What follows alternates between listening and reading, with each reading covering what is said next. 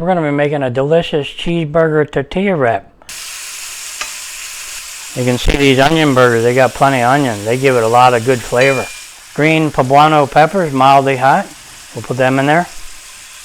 Green onions, we'll put them in there. Okay, they look pretty good. Remove that from the burner and put that aside. And we're going to put our tortilla right in there. Put our hamburger and our green peppers and our green onions right in there. Maybe one slice of American cheese, just like that. There you go.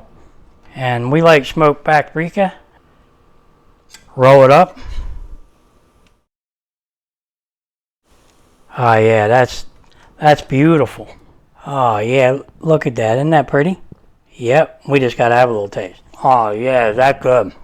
Yeah, I just gotta have another little bite. Is that good?